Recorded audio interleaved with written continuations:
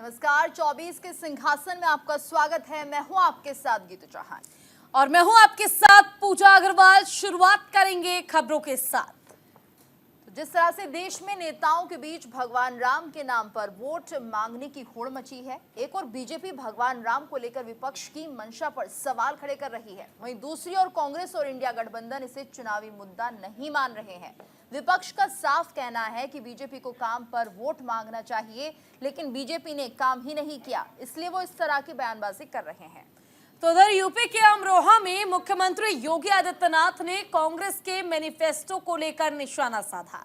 CM Yogi Adityanath ने साफ तौर पर कहा कि कांग्रेस शरिया कानून लागू करने के पक्ष में है, लेकिन ये भारत डॉक्टर अंबेडकर के संविधान से चलेगा। और इसी बीच चुनावी जनसभा में सूरत में बीजेपी उम्मीदवार का निर्विरोध जीतने का मुद्दा भी खूब गूंजा। इसे विपक्ष जनता के साथ धोखा बता रहा है, तो वहीं बीजेपी इसे लोकतंत्र मजबूत होना बता रहे हैं। इससे साफ है कि ये मुद्दा इतनी आसानी से शांत होने वाला नहीं है। वहीं सियासी बयानबाजी के बीच रोड शो के जरिए जन समर्थन जुटाने और नामांकन करने का सिलसिला भी जारी है। आज कई दिग्गजों ने लोकसभा चुनाव के लिए अपना नामांकन दाखिल किया है। लोकतंत्र के पर्व के लिए देश में तैयारियां जोरों शोरों से चल रही है।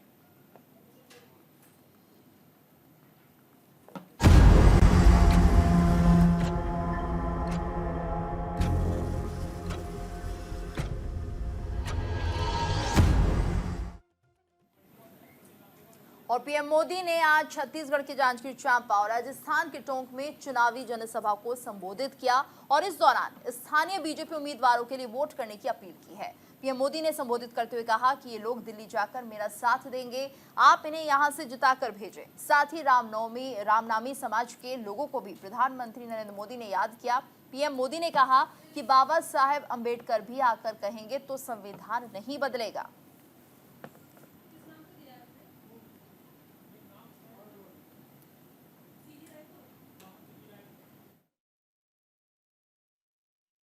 अगर दिल्ली में कांग्रेस की सरकार होती तो क्या क्या हुआ होता।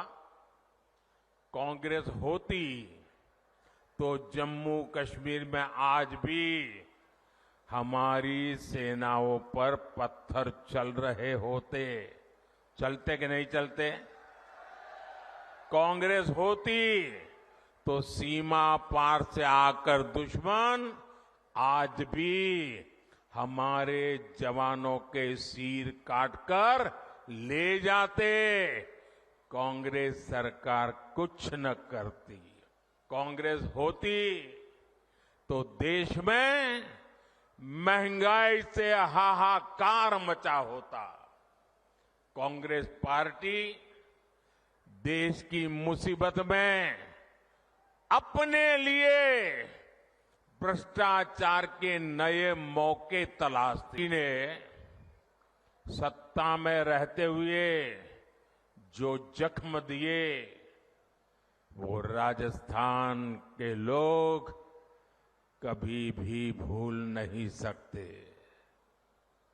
कांग्रेस ने महिलाओं पर अत्याचार के मामले में राजस्थान को नंबर 1 बना दिया था और दुर्भाग्य देखिए, कांग्रेस के लोग विधानसभा में बेशर्मी के साथ कहते थे कि ये तो राजस्थान की पहचान है।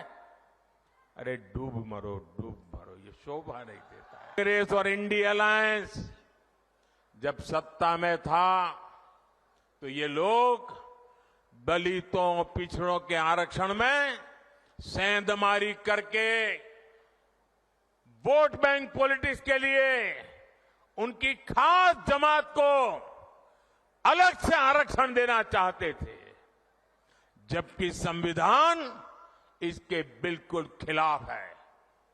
आरक्षण का जो हक बाबा साहब ने दलित, पिछड़ों और आदिवासियों को दिया, कांग्रेस और इंडिया अलायंस वाले उसे मजहब के आधार पर मुसलमानों को देना चाहते रखेंगे। इंडी गठबंधन को दिया आपका वोट केंद्र में सरकार नहीं बना सकता। बीजेपी एनडीए को दिया आपका वोट विकसित भारत बनाएगा। इसलिए आपको हर बूथ पर कमल खिलाना है।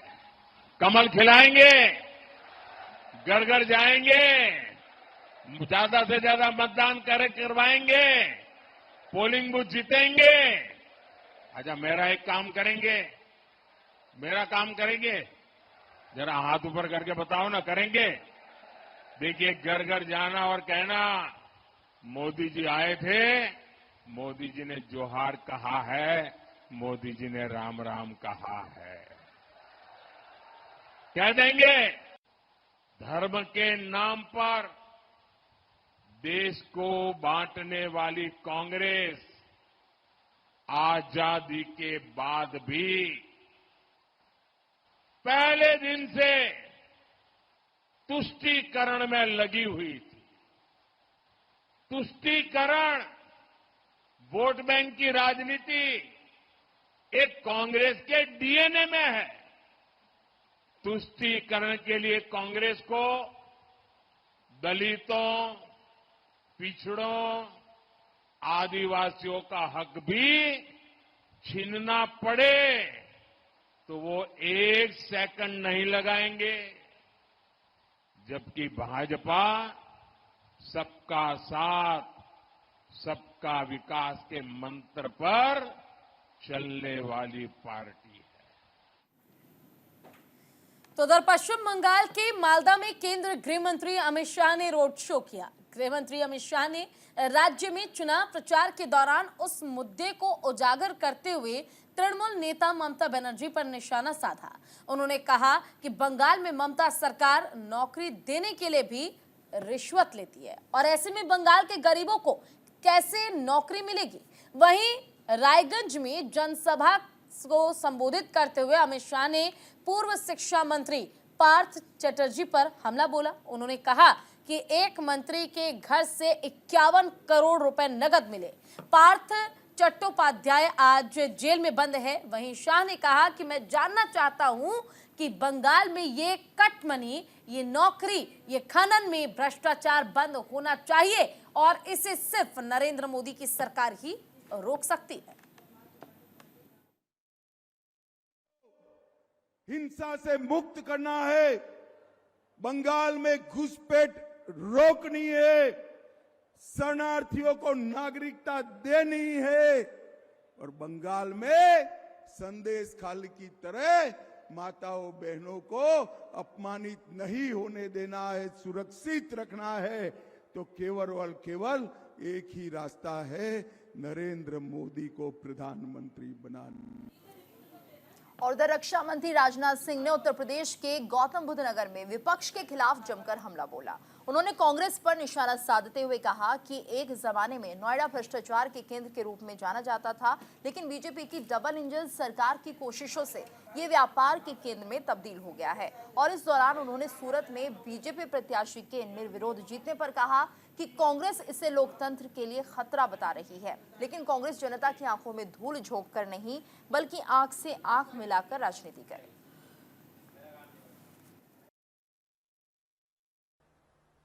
अब एक बात शुरू कर दिया। बहनों भाइयों, आपको अखबारों के माध्यम से जानकारी मिली होगी कि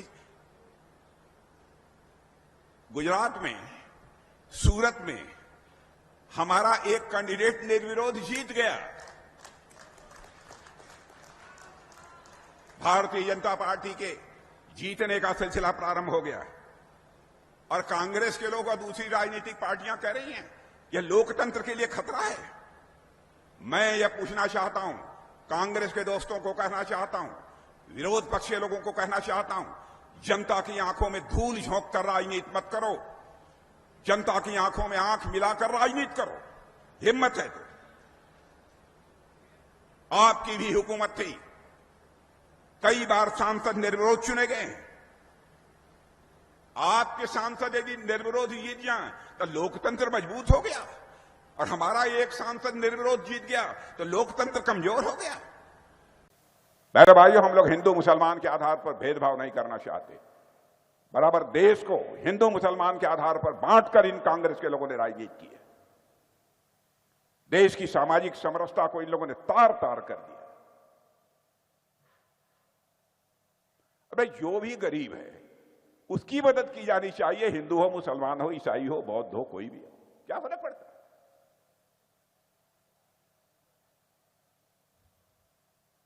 इन्होंने कई कमीशन बनाए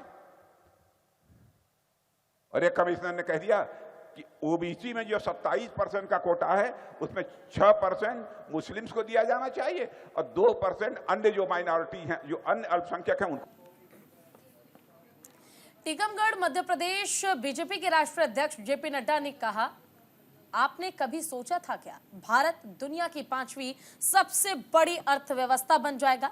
लेकिन भारत पर 200 साल तक राज करने वाले ब्रिटेन को पीछे छोड़ भारत दुनिया की 5वीं सबसे बड़ी अर्थव्यवस्था बना। 2024 में मोदी जी को तीसरी बार प्रधानमंत्री बनाइए, भारत 2 साल में तीसरी बार सबसे बड़ी अर्थव्यवस्था यानी कि तीसरी सबसे बड़ी अर्थव्यवस्था के तौर पर बनकर उभरेगा।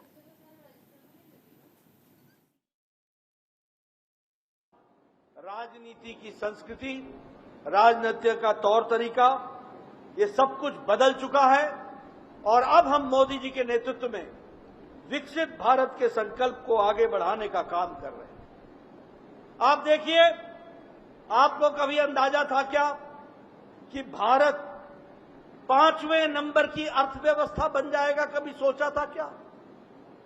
लेकिन आज आप कह सकते हैं कि 10 साल में हम 11वें पोजीशन से 11वें स्थान से उठकर जापान, ब्रिटेन जैसे देश, जिस ब्रिटेन ने हमको 200 साल राज किया, उसको भी पछाड़कर मोदी जी के नेतृत्व में आज भारत 5वें नंबर की अर्थव्यवस्था। यह लाडली लक्ष्मी योजना की, ये इसने महिलाओं का सशक्तिकरण किया। मैं मध्य प्रदेश की सरकार को इसके लिए बधाई देना चाहता हूं कि उन्होंने महिलाओं को सशक्तिकरण के लिए लाडली बहना योजना को आगे बढ़ाया और लाडली लक्ष्मी योजना के बहनों को ताकत दी है।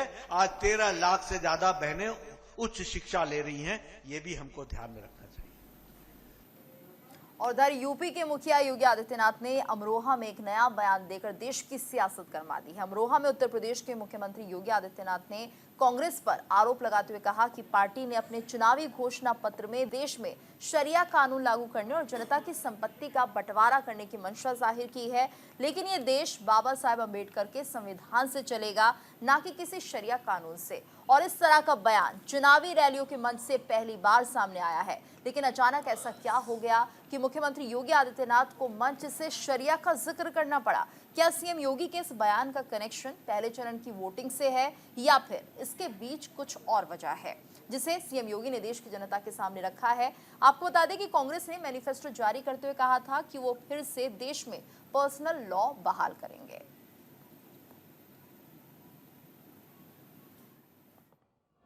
कांग्रेस ने 1970 में नारा दिया था गरीबी हटाओ का। गरीबी हटाओ। बहनों और भाइयों, गरीबी तो नहीं हटी। हां, एक परिवार को देश के संसाधनों को लूटने की पूरी छूट मिल गई थी। पूरी छूट मिल गई थी। चाहे वह परिवार दिल्ली में रहा हो, चाहे वह परिवार सफाई का रहा हो, ये लूटते थे, अराजकता फैलाते थे। और डॉक्टर मनमोहन सिंह जी ने तो जब प्रधानमंत्री थे उस समय उन्होंने क्या कहा था? उन्होंने कहा था कि देश के संसाधनों पर पहला अधिकार मुसलमानों का है, तो हमारा दलित कहां जाएगा, पिछड़ा कहां जाएगा, एक खड़गवंशी कहां जाएगा, पाल कहां जाएगा, सैनी कहां? सहयोगी दलों को आज जो इंडी गठबंधन के रूप में आपके पास आए हैं, बहनों और भाइयों, ये देश के साथ गद्दारी किए हैं और फिर गद्दारी करने के लिए अपने झूठे घोषणा पत्र के साथ आपके पास आए हैं। आज कांग्रेस का जो घोषणा पत्र है उसको आप देखेंगे, क्या कहते हैं? कहते हैं हमारी अगर सरकार बनी तो हम शरिया कानून लागू कर देंगे। आप बताओ, ये देश बाबा साहब भीमराव अंबेडकर के द्वारा बनाए गए संविधान से चलेगा या किसी शरीयत से चलेगा? भारत संविधान से चलेगा। बाबा साहब भीमराव अंबेडकर के द्वारा बनाए गए संविधान से। चले तो इसी पर ज्यादा जानकारी के लिए हमारे साथ हमारे संवाददाता जुड़ गए हैं। आनंद कुमार सिंह दिल्ली से हमारे साथ जुड़े हैं और नीरज मिश्रा हमारे साथ लखनऊ से जुड़े हैं। सबसे पहले आनंद, आपका रुख करना चाहूंगी और आपसे ही जानना चाहूंगी, देखिए दिल्ली में सत्ता के लोभ में चारों ओर आरोप प्रत्यारोप का दौर चल रहा है। इस बीच अब कांग्रेस के मैनिफेस्टो को लेकर सवाल खड़े होने लगे हैं। कहा जा रहा है, चाहे पीएम मोदी हो, गृह मंत्री अमित शाह हो या राजनाथ सिंह हो, सबका कहना है कि सरिया कानून लागू करने की कोशिश की जा रही है इस मैनिफेस्टो के जरिए।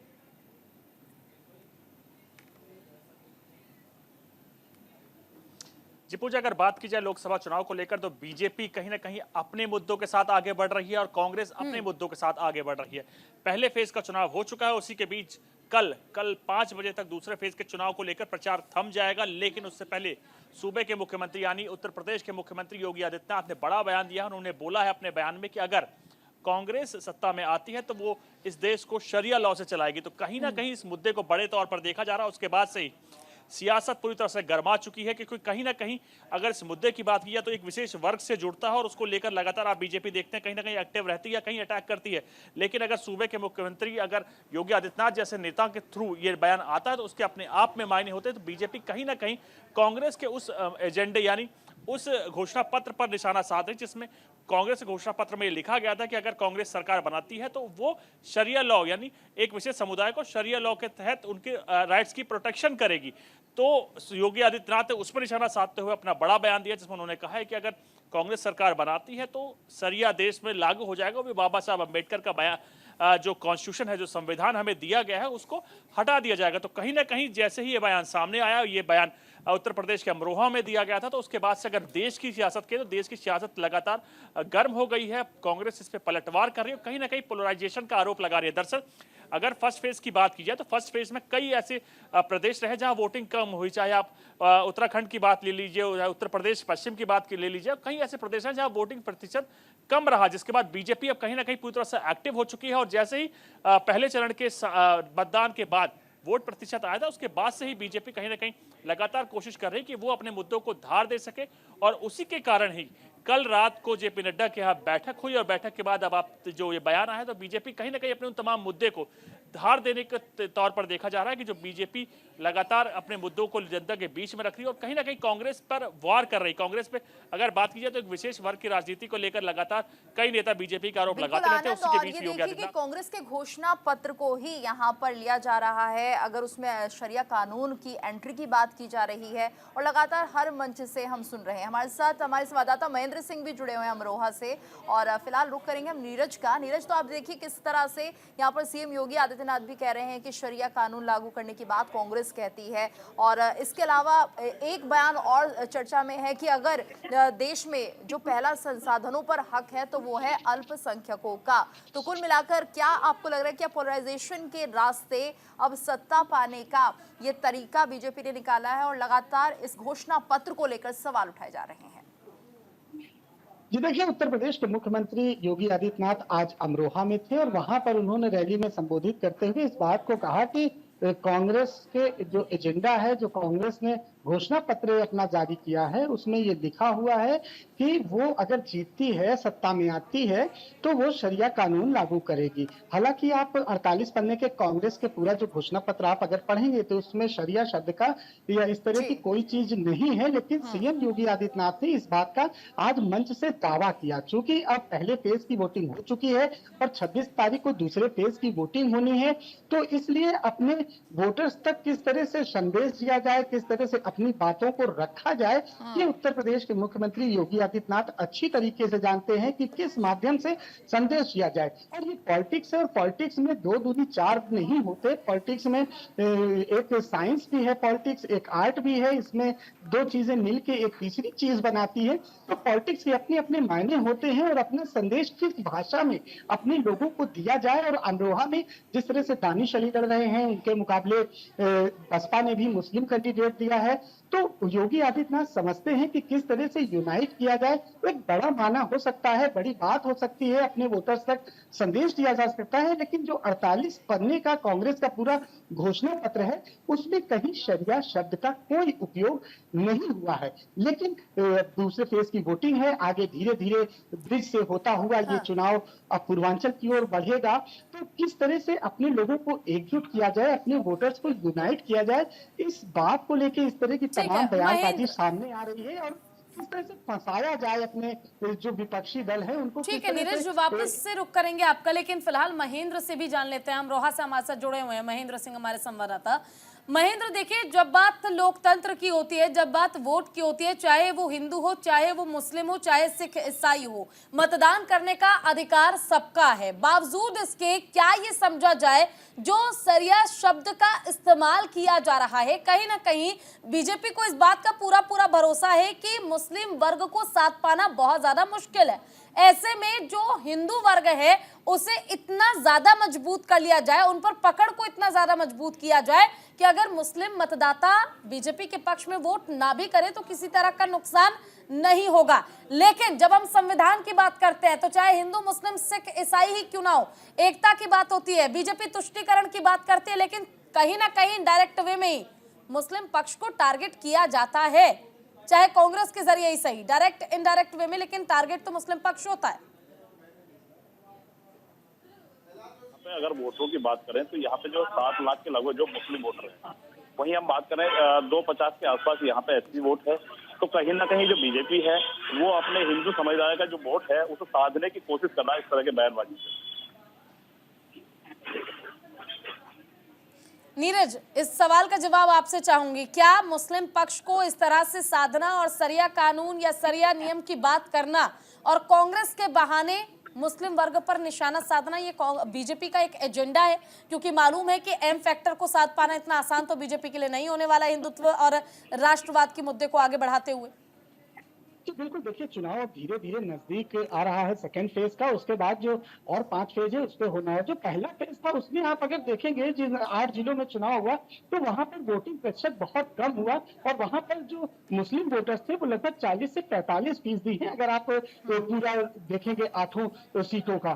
तो अब किस तरह से अपने मतदाताओं को अपने पाले में एकजुट किया जाए, ये सब इस तरह की बयानबाजी हमको लगातार देखने को मिलती रहेंगी। हालांकि जैसा मैंने कहा कि politics is a art, politics is a science, ये अभी तक तय नहीं हुआ कि पॉलिटिक्स आर्ट है या साइंस, लेकिन मैथ बिल्कुल नहीं है। 2 दूनी 4 उसमें बिल्कुल नहीं होता। जो उसको कहा जाता है, जो बयान होते हैं, उसके मायने कहीं ना कहीं बहुत दूर तक अपने वोटर्स को संदेश देने का होता है। यही चीज योगी आदित्यनाथ ने आज अमरोहा में कही कि किस तरह से अपने वोटर्स को संदेश दिया जाए, किस तरह से जो हिंदू वोटर्स हैं उनको अपने पाले में एकजुट किया जाए। क्योंकि प्रधानमंत्री पहले कह चुके हैं उनके लिए 4 जातियां हैं, गरीब है, महिला है, किसान है। ये माना जाए कि पहले फेज की वोटिंग जो हुई है उसके बाद समझ चुकी है बीजेपी कि जितना चुनाव प्रतिशत होना चाहिए था, वोटिंग प्रतिशत होना चाहिए था, उतना नहीं हो पाया। इसलिए अब दूसरी स्ट्रैटेजी के तौर पर काम किया जा रहा है। धन्यवाद आप सभी का हमारे साथ इस पूरी बातचीत के लिए। और खबरों में आगे बढ़ेंगे, जहां सूरत लोकसभा सीट पर बीजेपी प्रत्याशी मुकेश दलाल के निर्विरोध जीतने पर सियासत तेज हो गई है।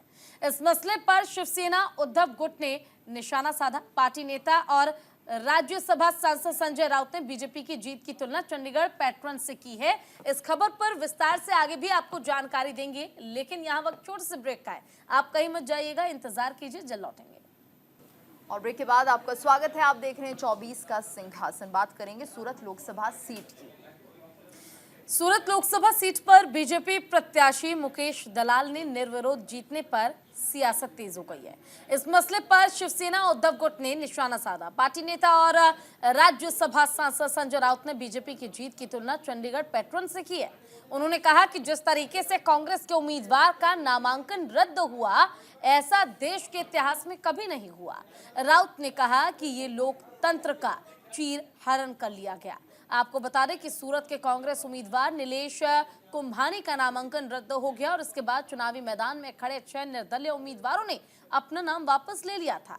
लिहाजा मुकेश दलाल पिछले 12 साल में निर्विरोध लोकसभा चुनाव जीतने वाले पहले उम्मीदवार बन गए हैं।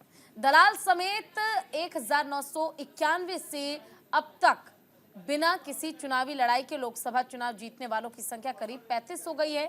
भले मुकेश दलाल निर्विरोध चुनाव जीत गए, लेकिन विपक्ष को उनकी ये जीत रास नहीं आ रही है। ये जो सूरत में हुआ है, जिस तरह से कांग्रेस के उम्मीदवार का नामांकन रद्द किया, कारण कुछ भी देने दो, इस देश के इतिहास में लोकतंत्र में कभी हुआ नहीं। ये एक बार फिर लोकतंत्र को लूट लिया, वस्त्रहरण किया सूरत में। इसीलिए तो हम चाहते ये तानाशाही देश में खत्म होनी चाहिए। जो सूरत में हुआ है, असम के सीएम हेमंत बिस्वा शर्मा का एक वीडियो सोशल मीडिया पर तेजी से वायरल हो रहा है, जिस पर यूजर लगातार प्रतिक्रिया दे रहे हैं। वीडियो नागांव के जुड़िया में एक सार्वजनिक बैठक का बताया जा रहा है, जिसमें शर्मा जनता और अन्य नेताओं के साथ डांस करते हुए नजर आ रहे हैं। गाने के बोल हैं कि ये चुनाव प्रचार से संबंधित है और गाने में कहा जा रहा है कि फिर एक बार मोदी सरकार। गाना असमिया में गाया गया है और इस गाने के बोल पर लोग तालियां बजाकर प्रदेश के सीएम के ताल में ताल मिला रहे हैं। तो देखिए रोड शो कर किस तरह से नेता यहां पर ताकत दिखा रहे हैं और यहां पर अब गाना गाते हुए भी नेता नजर आ रहे हैं, वहीं जनता भी ताल से ताल मिला रही है। तो कुछ अलग अंदाज में यहां पर चुनावी प्रचार हो रहा है। गाने में कहा जा रहा है फिर एक बार मोदी सरकार। तो गाना हालांकि असमिया में गाया गया है और इस गाने के बोल पर लोग तालियां बजाकर प्रदेश के सीएम के साथ ताल ठोक रहे हैं। आप खुद तस्वीरों में देख सकते हैं किस तरह से यहाँ पर जो सीएम है वो असमिया में एक गाना गा रहे हैं। हालांकि मुद्दा यही है कि आप बीजेपी को वोट दें।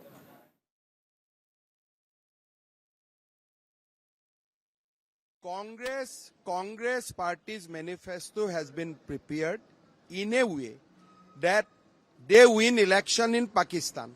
The manifesto is more for the people of Pakistan, less for the people of India.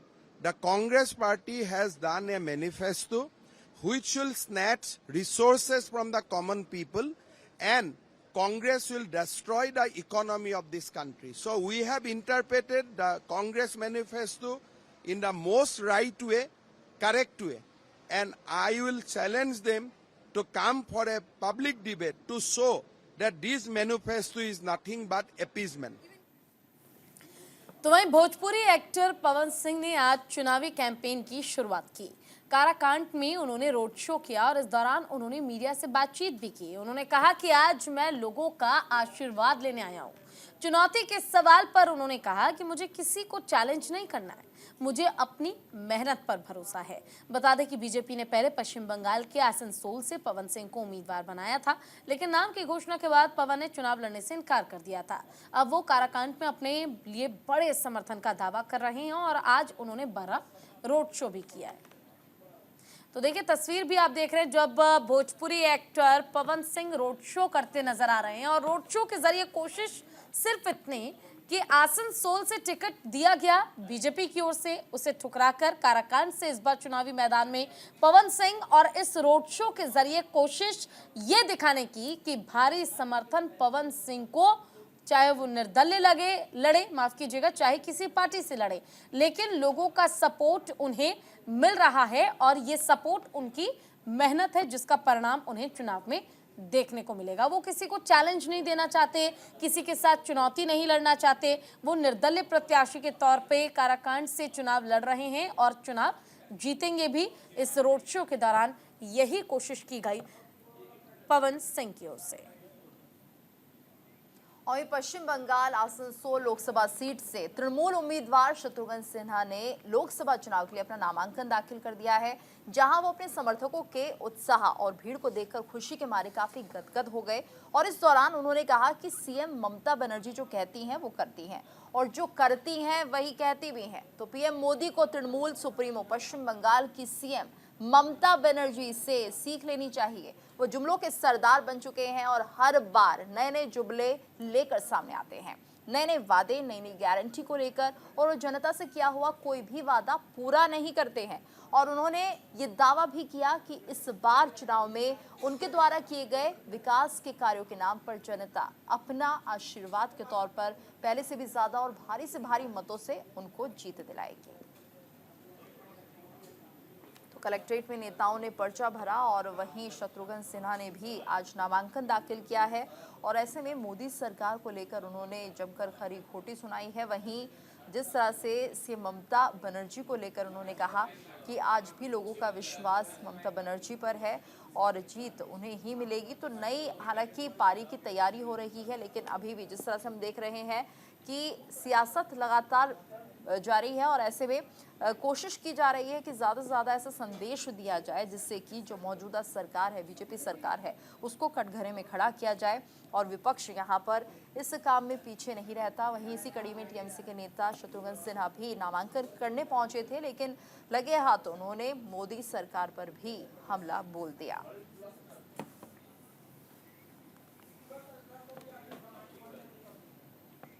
केंद्रीय मंत्री अर्जुन मुंडा ने आज झारखंड के खूंटी लोकसभा क्षेत्र से बीजेपी उम्मीदवार के रूप में अपना नामांकन दाखिल किया।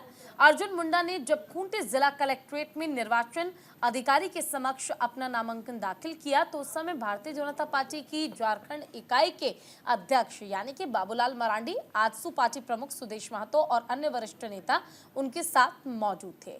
नामांकन करने से पहले अपनी धर्मपत्नी और बीजेपी के कई कार्यकर्ताओं के साथ सोनमेर मंदिर और बाबा अमरेश्वर धाम में जाकर उन्होंने पूजा अर्चना की। इस मौके पर अर्जुन मुंडा ने विधि विधान के साथ बाबा अमरेश्वर भोलेनाथ को नमन कर विजय प्राप्त करने का आशीर्वाद भी लिया। तो देखिए, नई पारी की तैयारी और इस पर सियासत भी जारी है और कलेक्ट्रेट में नेताओं की ओर से लगातार पर्चा भरने का सिलसिला जो है वो जारी है। नई पारी के लिए चाहे झारखंड हो चाहे कोई सा भी राज्य हो, हर एक बीजेपी नेता चुनावी मैदान में नामांकन पर्चा भरने के साथ ही शक्ति प्रदर्शन के साथ ही ये दिखाने की कोशिश, चाहे झारखंड हो या बिहार, हर एक राज्य को साधने के लिए बीजेपी की प्लानिंग पूरी तरह से तैयार है।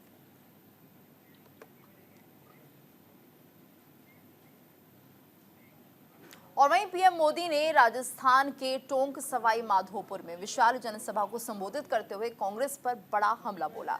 अपने संबोधन में पीएम मोदी ने कर्नाटक की घटना का जिक्र किया। पीएम मोदी ने कहा कि कांग्रेस राज में हनुमान चालीसा सुनना भी गुनाह है। कर्नाटक में हनुमान चालीसा सुनने वालों को पीटा गया और इस पर केंद्रीय मंत्री प्रहलाद जोशी ने भी समर्थन देते हुए कहा कि हनुमान चालीसा अपनी दुकान में पढ़ने वालों को कांग्रेस ने अंदर करा दिया। जय श्री राम बोलने वालों को धमकी देने वालों के खिलाफ कोई कार्रवाई नहीं हुई, लेकिन पाकिस्तान जिंदाबाद बोलने वालों को फ्री छोड़ा है और ये कांग्रेस की नीति है। हजारों की संख्या में पीएफआई के लोगों पर दर्ज मामले कर्नाटक में कांग्रेस सरकार के आने के बाद वापस ले गए हैं। जहां कांग्रेस है वहां मुस्लिम तुष्टीकरण होता है।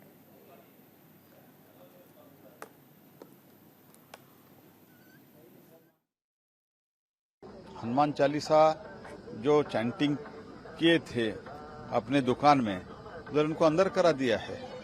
तो जय श्री राम बोला गया, उन लोगों को जब धमकी दिया गया तब भी कुछ एक्शन नहीं हुआ है, लेकिन जो पाकिस्तान जिंदाबाद बोला है उन लोगों को फ्री छोड़ा है।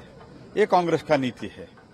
तो इसी तरह जो पुलिस स्टेशन जलाने का कोशिश किया उन लोगों को बेल मिलता है कांग्रेस आने के बाद। एसडीपीआई पीएफआई लोगों को, जो लोगों के ऊपर जो केस रजिस्टर हुआ था उसका विथड्रॉल होता है, हजारों केस।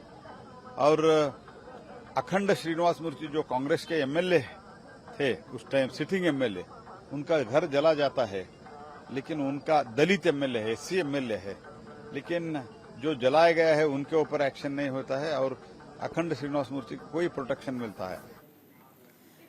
लोकसभा चुनाव 2024 के दूसरे चरण का चुनाव प्रचार और अपने शबाब पर है। जोधपुर लोकसभा सीट से बीजेपी के उम्मीदवार केंद्रीय मंत्री गजेंद्र सिंह शेखावत तीसरी दफा दर्ज करने के लिए पूरे जोरों शोरों के साथ चुनाव प्रचार कर रहे हैं। कांग्रेस और उनके घोषणा पत्र पर हमला करते हुए केंद्रीय मंत्री गजेंद्र सिंह शेखावत ने कहा कि कांग्रेस का घोषणा पत्र वक्फ बोर्ड के घोषणा पत्र के अलावा और कुछ नहीं है।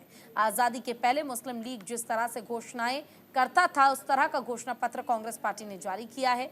एक और कांग्रेस पार्टी के प्रधानमंत्री ने पीएम की कुर्सी पर रहते हुए कहा कि देश के संसाधनों पर पहला हक अल्पसंख्यकों मुसलमानों का है। दूसरी तरफ पीएम मोदी के नेतृत्व में सरकार इस मंत्र के साथ काम करे कि देश के संसाधनों पर पहला हक गरीबों का है। तो देखिए, गजेंद्र सिंह शेखावत ने कांग्रेस के मैनिफेस्टो को लेकर निशाना साधा। हालांकि गजेंद्र सिंह शेखावत ही नहीं, बीजेपी के तमाम नेता और अभिनेता जो हैं वो इसका विरोध करते नजर आ रहे हैं। उनकी ओर से साफ तौर पर कहा जा रहा है कि कांग्रेस पार्टी का जो मैनिफेस्टो है, जिसे न्याय पत्र कांग्रेस ने नाम दिया है, वो मैनिफेस्टो सिर्फ मुसलमानों को प्रभावित करने के लिए है, उन्हें खुश करने के लिए है, शरिया कानून को मजबूत करने का जिक्र किया गया है।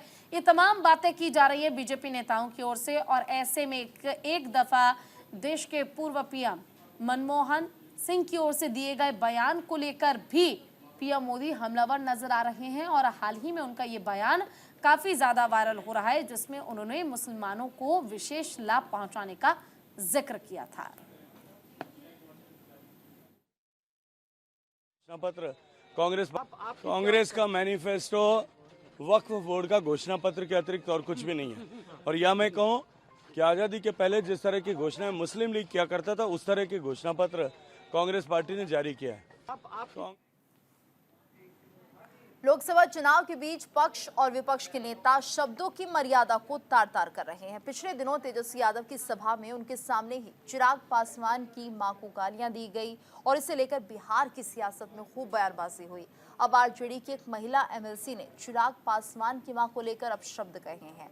इसको लेकर बीजेपी ने आरजेडी का असली मतलब समझाया है। बिहार के उप मुख्यमंत्री सम्राट चौधरी ने कहा कि आरजेडी दूसरे को गाली देना और समाज के लिए कोई काम नहीं करना ही इनकी पहचान है। लालटेन का मतलब ही है लाल plus ten is equal to लालटेन। तो नेताओं के बीच सियासी घमासान लगातार चल रहा है और यहाँ पर जिस तरह से तेजस्वी आरोप लगाते हुए नजर आ रहे थे और कहीं ना कहीं चिराग पासवान की मां को लेकर यहाँ पर जो कमेंट किया गए हैं, जो अभद्र भाषा का इस्तेमाल किया गया है, उसको लेकर अब सियासत गर्माती हुई दिख रही है। और सम्राट चौधरी ने इसको लेकर बयान भी दिया है और साफ तौर पर आरजेडी के ऊपर आरोप लगाए हैं। तो लगातार ये जो खबर थी वो सुर्खियों में थी कि किस तरह से चिराग पासवान की माताजी को भी कटघरे में खड़ा कर दिया गया है और उनको लेकर अनाप शनाप बातें हो रही हैं। और वहीं जब आरजेडी के नेता इस तरह की बातें करते हैं तो ये और ज़्यादा शर्मनाक हो जाता है कि अगर आप किसी महिला की इज्जत नहीं कर सकते हैं तो कैसे माने जब आप जनप्रतिनिधि बनेंगे तो उस वक्त आप महिलाओं के सम्मान को समझेंगे। और इसको लेकर अब बीजेपी काफ़ी हमलावर हो गई है। वही सम्राट चौधरी भी आरोप लगाते हुए नजर आ रहे हैं कि लालटेन का मतलब ही ये है कि लाल प्लस 10, यानी जिस तरह से आरजेडी का चेहरा है वो सब लोग देख रहे हैं। आरजेडी किस तरह से आरोप लगा सकती है, महिलाओं को लेकर क्या भद्र टिप्पणी कर सकती है, सब समझा जा रहा है। और ये एक बार नहीं कई बार हुआ है। को भी कहता है कि अब कि इस देश में जो गरीबों ने कमाया है, जो लोग कमा कर अपने घर में चीजों को टैक्स पे करके चीजों को स्थापित किया, उसको भी कहता है कि अब देंगे, जबरदस्ती उसको लेकर मनुवादियों में बांटेंगे। ये जो पूरी तरह देश को तोड़ने वाले टीम है, ये चाहती है कि जो देश के गरीब महिला और देश के गरीबों ने जो पूरी तरह कमाने, ये पूरी तरह हताशा का बयान है, हार मानने वाले का बयान है। और भारतीय जनता पार्टी जानती है कि ये लड़ाई कहीं है ही नहीं। 40 की 40 सीट भारतीय जनता पार्टी जीत रही है। लोकसभा चुनाव का रण अब अपने शवाब पर है। सभी दलों ने अपनी पूरी ताकत झोंक दी है और इसी कड़ी में आरजेडी नेता तेजस्वी यादव और मुकेश सहनी ने मुंगेर में चुनावी रैली को संबोधित किया, जिसमें इंडिया गठबंधन की प्रत्याशी कुमारी अनीता के लिए वोट मांगने की अपील की गई। आपको बता दें कि कुमारी अनीता मुकेश सहनी की विकासशील इंसान पार्टी से प्रत्याशी हैं। तेजस्वी ने एनडीए पर जोरदार हमला बोला। उन्होंने कहा कि हम चाचा का सम्मान करते थे और करते रहेंगे, आप पर अभी बीजेपी वालों ने चाचा को हाईजैक कर लिया है। इस वजह से बीजेपी को भगाना है और देश को बचाना है। तेजस्वी इतने पर ही नहीं रुके, उन्होंने आरोप लगाया कि बीजेपी देश में नफरत फैलाने का काम कर रही है। उन्होंने कहा कि हमने 6 महिला उम्मीदवारों को टिकट दिया और सभी जीतकर पार्लियामेंट पहुंचेंगी। तेजस्वी ने कहा कि अगर हम जीते तो 1 करोड़ को रोजगार देंगे और बिहार को विशेष राज्य का दर्जा भी देंगे। तो देखिए, तेजस्वी यादव ने भी चुनावी बयान में अपनी बयानबाजी से माहौल गर्म कर दिया है। तेजस्वी यादव ने न केवल एनडीए पर हमला बोला, बल्कि उन्होंने कहा नीतीश कुमार को लेकर कि पीएम मोदी यानी कि भारतीय जनता पार्टी ने नीतीश कुमार, जिन्हें तेजस्वी यादव चाचा कहते हैं, उनका हाईजैक कर लिया है बीजेपी ने, और साथ ही साथ उन्हें महिलाओं को सशक्त करने की बात कही। उन्होंने कहा कि हमारे ज़्यादा से ज़्यादा उम्मीदवार जो हैं इस बार चुनाव में वो महिलाएं हैं और महिलाओं को सशक्त करने की हर संभव कोशिश राष्ट्रीय जनता दल की ओर से की जा रही है। साथ ही साथ तेजस्वी यादव ने यह भी वादा किया कि अगर उनकी सरकार बनी, अगर वो जीत गए, तो न केवल वो बिहार को विशेष राज्य का दर्जा दिलाएंगे, बल्कि 1 करोड़ लोगों को रोजगार भी देंगे। जी हाँ, पहले 20 लाख लोगों को रोजगार देने का वादा किया था तेजस्वी यादव ने जब नीतीश कुमार के साथ आए थे, और अब 1 करोड़ लोगों को उन्होंने रोजगार देने का वादा किया है। लेकिन शर्त सिर्फ इतनी होगी कि आपको आरजेडी के लिए वोट करना होगा, आपको इंडिया अलायंस के लिए वोट करना होगा, और अगर इंडिया अलायंस जीतती है, बिहार में राष्ट्रीय जनता दल जीतते हैं, ज्यादा से ज्यादा उनके सांसद बनते हैं, तो 1 करोड़ लोगों को रोजगार उपलब्ध आरजेडी की सरकार कराएगी। ये वादा है तेजस्वी यादव का।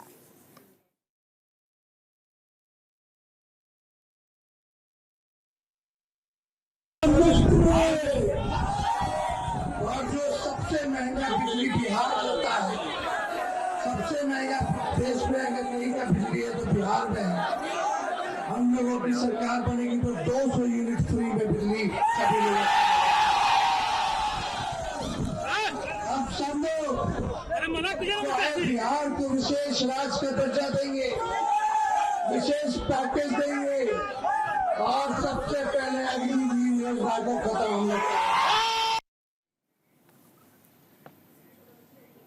बिहार में लोकसभा चुनाव 2024 में मछली मटन से आगे बढ़कर सत्तू और केक तक पहुंच गया है। 21 अप्रैल को गृह मंत्री अमित शाह के बिहार दौरे पर तेजस्वी यादव ने तंज कसते हुए कहा था कि अमित शाह जी जब भी बिहार आए तो सत्तू पिए, इससे शरीर ठंडा और दिमाग शांत रहता है। सत्तू पीने से बिहार की जानकारी भी हो जाएगी। अब 2 दिन बाद बीजेपी की ओर से जवाब आया है। बिहार के उप मुख्यमंत्री विजय कुमार सिन्हा ने तेजस्वी पर पलटवार करते हुए कहा है कि तेजस्वी यादव तो सोने के चम्मच लेकर केक खाने वाले हैं। केक की संस्कृति के निकट आप चले गए और केक खाने वाले लोग ना सत्तू का स्वाद समझते हैं, ना शीतलता लाने के लिए बेल का स्वाद समझते हैं। ये स्वाद जो जमीन पर रहते हैं, प्रकृति के निकट रहते हैं, वही समझते हैं। गृह मंत्री खूब प्रकृति के निकट रहे हैं।